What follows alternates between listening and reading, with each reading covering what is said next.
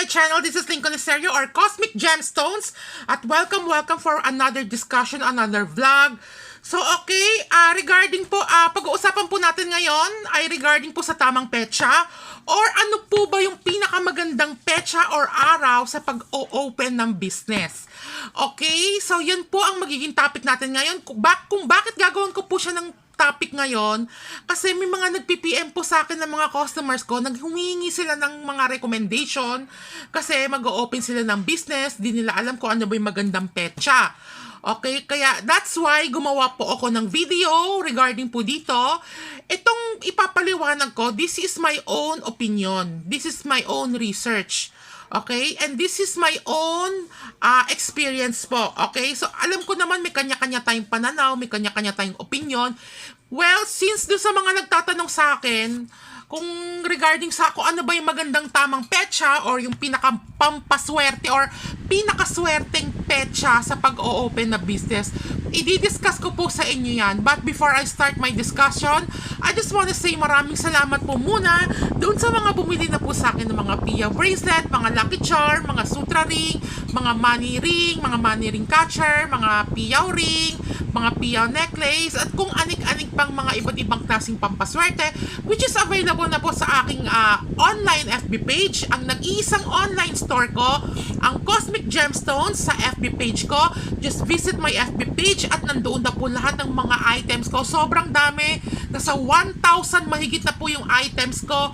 Mag-scroll na lang po kayo doon, and if interested po kayo, just visit or message me via messenger ng aking Cosmic Gemstones. Okay, at doon na lang po kayo magtanong or kung meron po kayong mga concern regarding po sa price, at kung meron po kayo itanong gusto sa regarding sa mga iba't ibang klaseng items. So, i-upload ko po ito sa aking FB page at sa aking YouTube channel. Okay, so ngayon, may mga nagtatanong po sa akin, ano po ba yung magandang petsa o yung parang pinakamaswerteng araw sa pag-o-open ng business. Okay? So, ito po yung aking pananaw. Kung kayo po ay nagbabalak na mag-open ng business at napanood nyo po itong video na to, nasa sa inyo naman po yan kung gusto nyo paniwalaan or hindi, pero based on my opinion at sa akin naging experience, effective naman po ito. Okay, so ito po, 2024 po ngayon. Today is March 21. Okay, so kung mag-open po kayo ng business, ang pinaka-highly recommended ko po sa inyo na araw ay ang New Moon. Mag-o-open po kayo ng business ng New Moon. Bakit New Moon? Tuwing kailan, halimbawa, March ngayon at nagbabalak kayo mag-open ng business this month. I-check nyo po, New Moon. Magsisimula ang New Moon ng March 10 hanggang March 16. March 10 hanggang March 16. Yan po ang araw kung kailan po ang New Moon. Ibig sabihin, pausbong. Okay? Paangat. Okay? Pasimula. Okay? Ibig sabihin, pausbong ang negosyo, paangat ang business. So, New Moon, it means new opportunity. Okay? New business, bagong pagkakakitaan. Okay? At ang New Moon po, para sa akin po, is the one of the most luckiest. Okay? Sa mga New Moon, first quarter, full moon, at last quarter. Okay? So, ang last quarter po para sa akin, ito po yung parang pinaka-negative po ito sa akin. Itong last quarter. Okay? Ang pinaka-buenos naman po, ang New Moon. So, halimbawa, mag-o-open po kayo this month, itong March. Okay? From March 10 hanggang March 16, ang pinaka-highly recommended ko po kasi New Moon po ito. Ngayon, may magtatanong, paano kung first quarter, okay lang ba? Yes, pwede naman po. Pwede, pero I cannot guarantee you. Okay? I cannot guarantee you na talagang 100% full pledge na maswerte ang mga araw na papatak sa first quarter. Which is, ang first quarter ay March 17 hanggang March 24. I cannot highly say that na itong first quarter ay 100% auspicious or pinaka maswerteng araw sa pag-o-open ng business. Medyo okay lang po. Pero kung gusto nyo makatiyak, sa New Moon po kayo mag-o-open. Okay, halimbawa, punta muna tayo sa April. Okay, punta muna tayo sa April.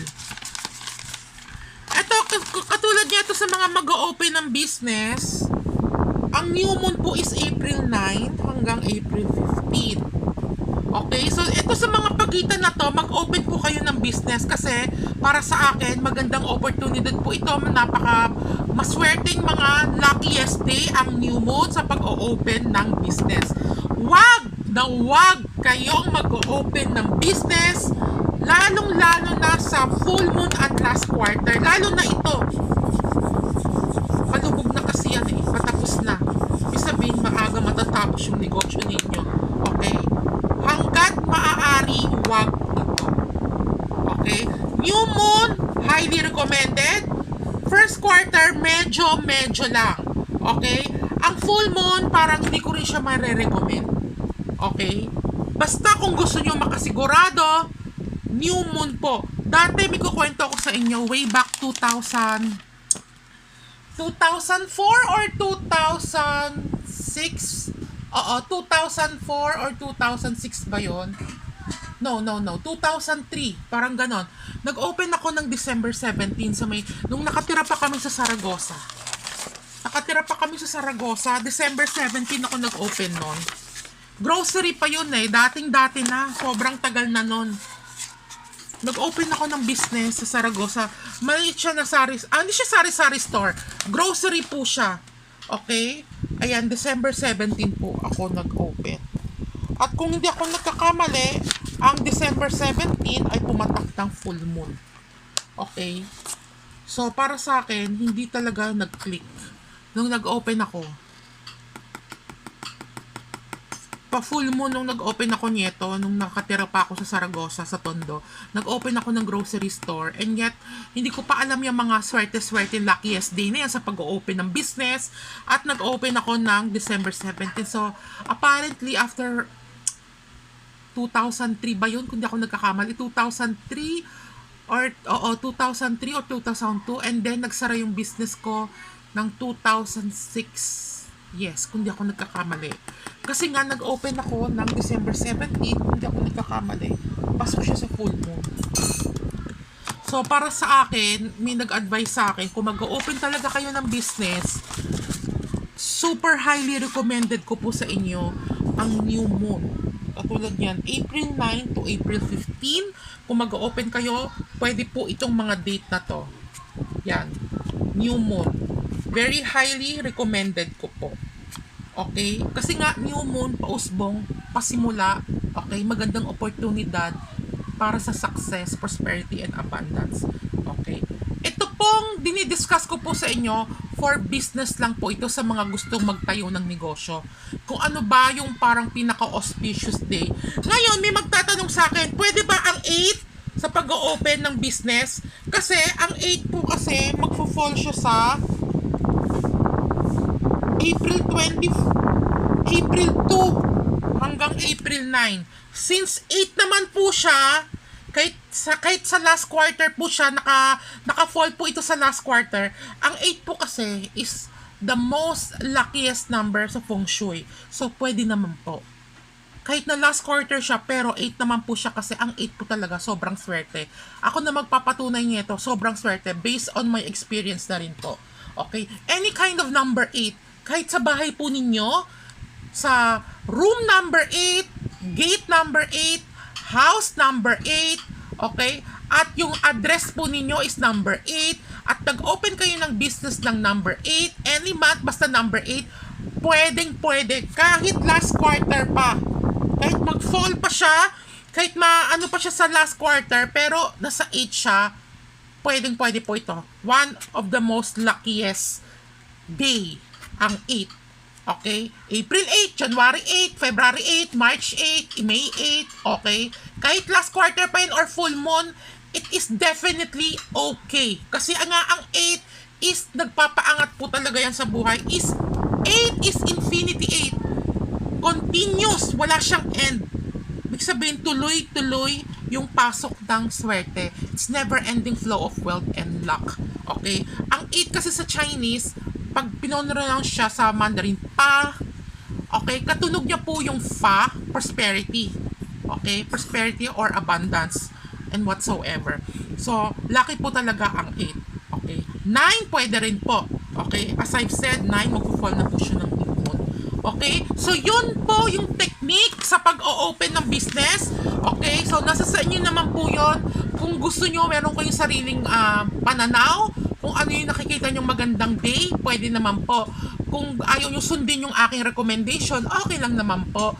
Ito lang naman po nagre-reply lamang po ako doon sa mga taong nagtatanong sa akin kasi nagtitinda nga po ako ng Lucky Charm, okay? At may mga nagtatanong sa akin ano ba yung mga luckiest day. So again, uulitin ko, new moon. Katulad niyan, April 9 hanggang April 15 ang new moon, and then pwede rin po ang 8.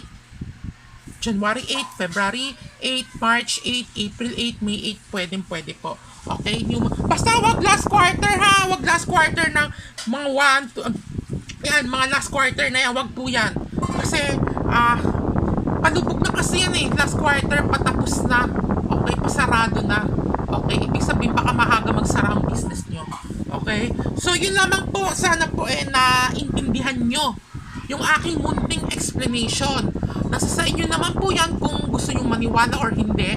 Ang akin lang po, ibinabahagi ko lang po yung aking pananaw, yung aking opinion regarding po sa pag-o-open ng business. Okay? May mga nagtatanong sa akin, okay? Kailan ba ako nag-open ng business? Nung nagtinda ako ng mga Lucky Charm. Okay? Nag-open po ako ng business ng aking Lucky Charm.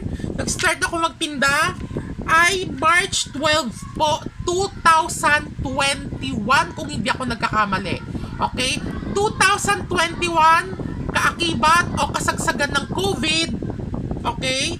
Ayan, dito po ako nag-open. Dapat talaga March 15. Pero nagdesisyon ako ng March 12 kasi ang dami na po nagme-message po sa akin. Okay? So, yung March 12 po ay nakapaloob po siya ng new moon. Kasi ang March 12, from March 10 to March 16, ang new moon. So, March 12 ako nag-open. So, pasok siya sa new moon. So, therefore, I can humbly say, hindi na sa pagbubuhat ng bangko, sinwerte po ako. Gumanda yung takbo ng business ko.